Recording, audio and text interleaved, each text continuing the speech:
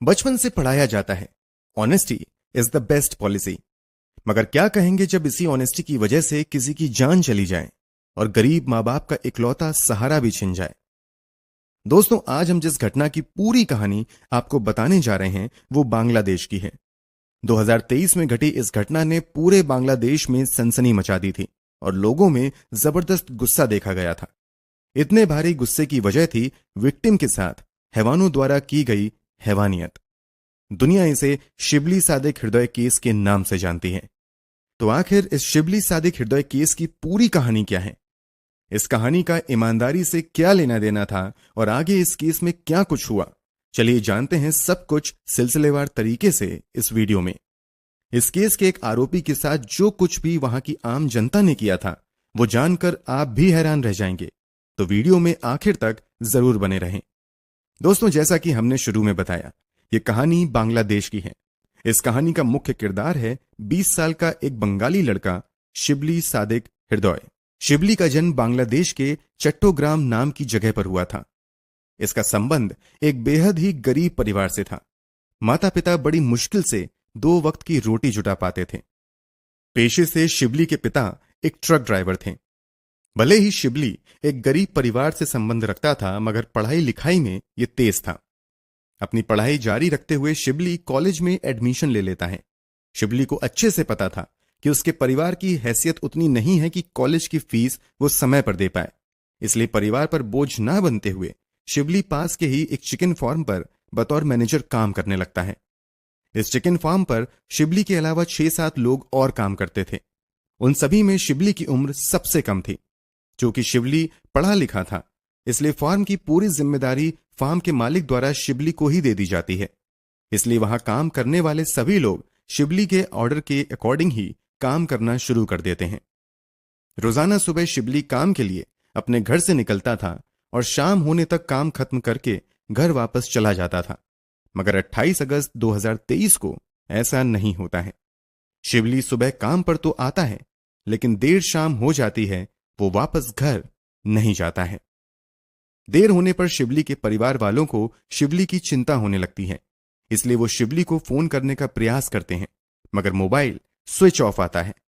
फिर ये लोग शिबली के कुछ जानने वालों को फोन करके उसके बारे में जानकारी हासिल करते हैं, मगर कहीं से कोई भी जानकारी नहीं मिलती है। अब परिवार वाले शिबली का इंतजार कर ही रहे थे कि रात में अचानक शिबली की मां नाहिद अख्तर के मोबाइल पर शिबली का फोन आता है। बहुत ही घबराई हुई आवाज में रोते हुए शिबली अपनी मां से कहता है कि कुछ लोगों ने मुझे किडनैप कर लिया है। ये लोग जितना पैसा मांग रहे हैं उन्हें दे दो और मुझे बचा लो। शिबली की मां आगे कुछ कह पाती उससे पहले ही फोन कट हो जाता है।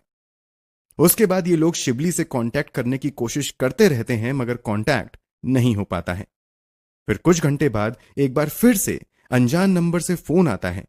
इस बार फोन करने वाला व्यक्ति कहता है कि अगर तुम अपने बेटे को जिंदा वापस चाहती हो तो 15 लाख बांग्लादेशी टके का इंतजाम कर लो। शिबली के परिवार के लिए 15 लाख एक बहुत बड़ी रकम थी। फिर भी ये लोग कोशिश करते हैं, मगर काफी कोशिश के बाद भी शिबली के पिता बड़ी मुश्किल से 2 लाख का ही प्रबंध कर पाते हैं। अगली बार जब किडनैपर फोन करता है तो शिबली के पिता कहते हैं कि मैं 15 लाख का तो नहीं बल्कि 2 लाख का इंतजाम कर पाया हूं, इसलिए आप फिरौती की रकम कम कर दें। शिबली के पिता की बात किडनैपर मान लेता है और अब फिरौती के रूप में 2 लाख की डिमांड करता है। जब शिबली के पिता पैसा देने के लिए रेडी हो जाते हैं तो किडनैपर उन्हें 4 सितंबर 2023 को फोन करके बंदरबान डिस्ट्रिक्ट के एक लोकेशन पर बुलाता है। शिबली के पिता बताई गई लोकेशन पर पहुंच जाते हैं। फिर किडनैपर पैसे लेकर चला जाता है। जाते जाते किडनैपर धमकी देता है कि अगर तुमने पुलिस वाले को या किसी को भी इस बारे में बताया तो तुम्हारा बेटा मारा जाएगा। पैसे लेने के बाद किडनैपर यह भी कहता है कि शाम तक तुम्हारा बेटा घर चला जाएगा।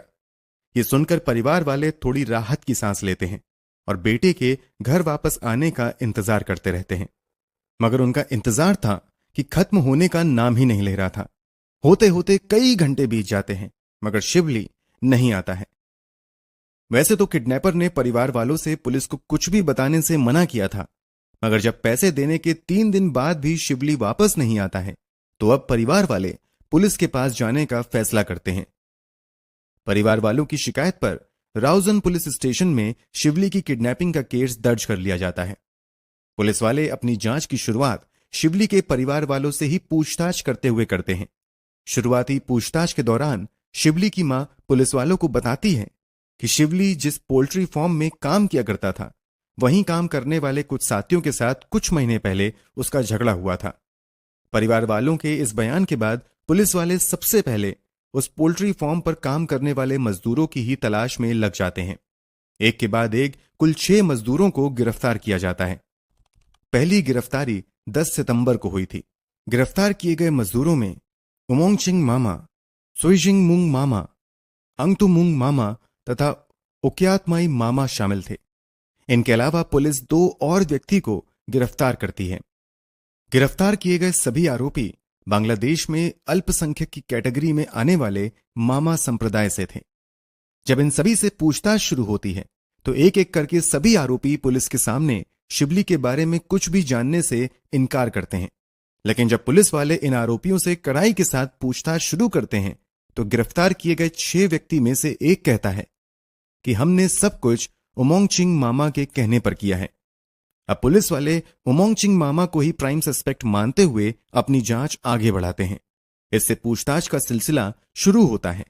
पूछताछ में पहले तो ये बाकी अपराधियों की तरह ही शिवली को मारने से इनकार करता है, मगर पुलिस की थोड़ी सी सख्ती के बाद उमोंगचिंग मामा एक एक राज से पर्दा हटाना शुरू करता है। उमोंगचिंग द्वारा किए गए खुलासे को सुनकर हर किसी के रोंगटे खड़े हो जाते हैं। उमोंगचिंग मामा शिवली को किडनैप करने तथा फिरौती के रूप में 2 लाख बांग्लादेशी रुपए लेने की बात भी एक्सेप्ट कर लेता है। अब पुलिस वाले पूछते हैं कि जब तुमने किडनैपिंग के बाद फिरौती की रकम भी ले ली तो आखिर शिवली घर क्यों नहीं गया। इस पर उमोंगचिंग मामा खुलासा करता है कि हमने किडनैपिंग के कुछ घंटे बाद ही शिवली की हत्या कर दी थी। हत्या करने के बावजूद फिरौती की डिमांड उमोंगचिंग मामा और उसके साथियों ने बस इसलिए की थी कि परिवार वालों को पुलिस तक जाने से रोका जा सके और उन्हें गुमराह किया जा सके। उमोंगचिंग मामा बताता है कि किडनैपिंग के बाद शिवली के परिवार वालों से जो 2 लाख मिले थे उसमें से 1.5 लाख वो खुद रख लेता है। बचे 50,000 को 5 साथियों में बराबर बराबर बांट देता है। जब किडनैपर हत्या की बात कबूल कर लेता है तो पुलिस वाले अब उनसे शिवली की लाश के बारे में पूछते हैं। इस पर किडनैपर बताता है कि उन लोगों ने शिवली को किडनैप करने के बाद आबादी से दूर कदलपुर नाम के इलाके में ले जाकर ऊंची पहाड़ी पर ले जाकर मारा था। खुलासे के मुताबिक ये सभी अपराधी पहले शिवली की हत्या करते हैं, फिर उसके शरीर की हड्डियों से मांस को अलग कर देते हैं। शरीर की हड्डियों को भी कई टुकड़ों में तोड़ने के बाद पहाड़ी पर से ही उसे अलग अलग दिशाओं में फेंक देते हैं। इसके अलावा इन लोगों ने जो मांस को शरीर से अलग किया था उसे दूर ले जाकर कहीं और फेंक देते हैं। इन लोगों ने ऐसा इसलिए किया था ताकि कोई कभी भी शिवली को ना पहचान सके। इतना ही नहीं, इनमें से एक किडनैपर दावा करता है कि इन लोगों ने जो मांस शिवली के शरीर से अलग किया था उनमें से कुछ हिस्सा उमोंगचिंग मामा ने पकाकर खाया भी था। जब अपराधियों द्वारा शिवली का मांस खाए जाने वाली बात मीडिया के जरिए बाहर आती है तो पूरे बांग्लादेश में यह चर्चा का विषय बन जाता है। लोगों में गुस्सा भरा आता है। चूंकि सभी आरोपी अल्पसंख्यक समुदाय से थे, इसलिए देखते ही देखते यह मामला कम्युनल रूप भी लेने लगता है।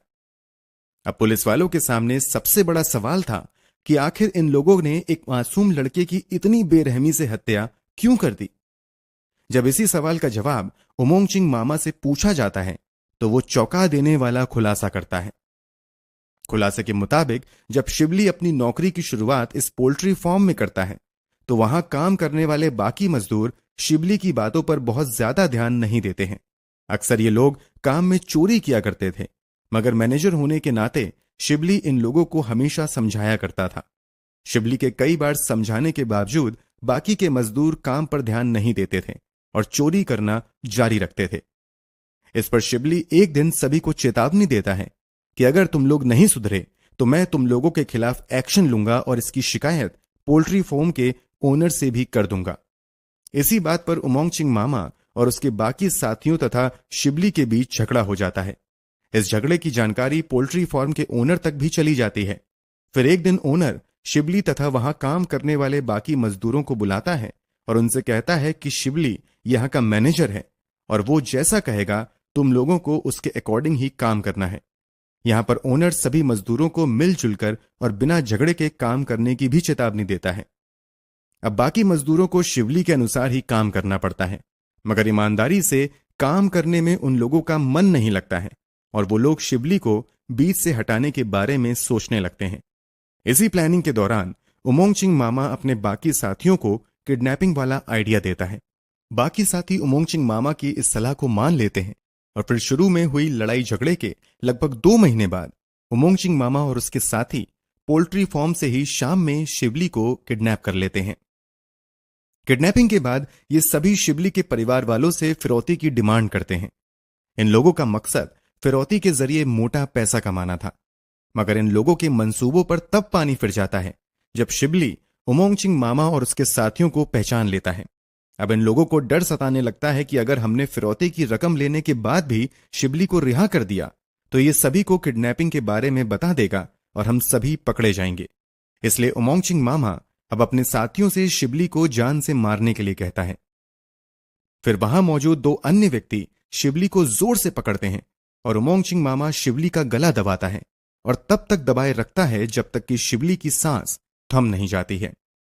हत्या करने के बाद सबूत मिटाने के लिए पहले ये सभी शिवली के शरीर से मांस को अलग करते हैं और फिर हड्डियों को पहाड़ी पर ले जाकर अलग अलग दिशाओं में फेंक देते हैं, जबकि मांस को दूसरी जगह पर ले जाकर फेंकते हैं।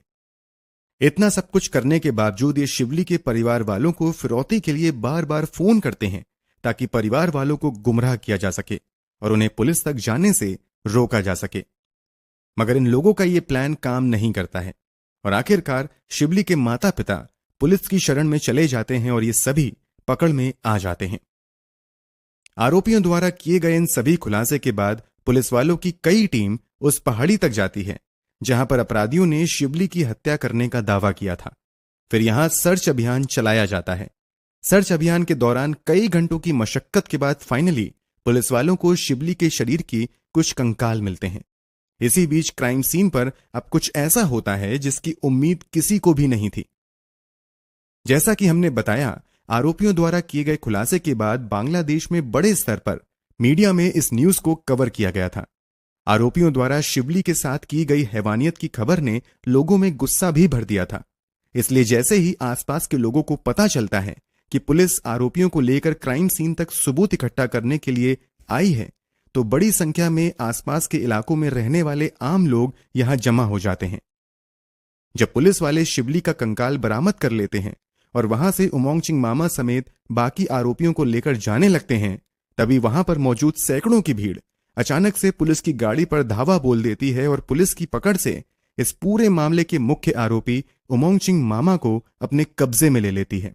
पुलिस उमोंगचिंग मामा को बचाने का पूरा प्रयास करती है, मगर सैकड़ों की भीड़ इतनी तेजी से उमोंगचिंग मामा पर टूट पड़ती है कि देखते ही देखते बस कुछ मिनट के अंदर उमोंगचिंग मामा वहीं पर भीड़ द्वारा किए गए अचानक हमले की वजह से दम तोड़ देता है। मुख्य आरोपी की मौत भीड़ के हमले में हो जाती है, जबकि पुलिस वाले किसी तरह बाकी आरोपियों को वहां से लेकर निकलने में कामयाब हो जाते हैं।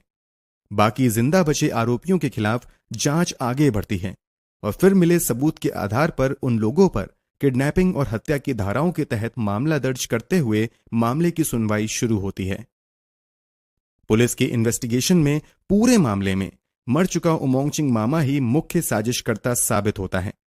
पुलिस वालों को कई ऐसे एविडेंस भी मिलते हैं जिससे पता चलता है कि शिवली हत्या में सबसे अहम रोल उमोंगचिंग मामा का ही था। हालांकि शुरू में मामा द्वारा शिवली का मांस खाने से संबंधित जो खबर मीडिया में आई थी वो पुलिस की जांच में सही नहीं पाई जाती है। पुलिस के मुताबिक जांच के दौरान उमोंगचिंग मामा द्वारा शिवली का मांस खाने से संबंधित कोई सबूत नहीं मिलता है। अब केस की मौजूदा स्थिति की बात करें तो इस मामले की सुनवाई अभी भी अदालत में चल रही है। आने वाले समय में अपराधियों को अदालत द्वारा सजा भी मिल जाएगी। अब बाकी आरोपियों को क्या सजा मिलती है वो तो आने वाले समय में ही पता चलेगा।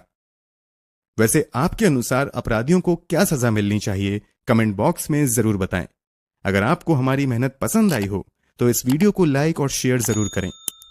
क्राइम की दुनिया से जुड़ी ऐसी ही कहानियों के लिए हमारे साथ जुड़े रहें। धन्यवाद।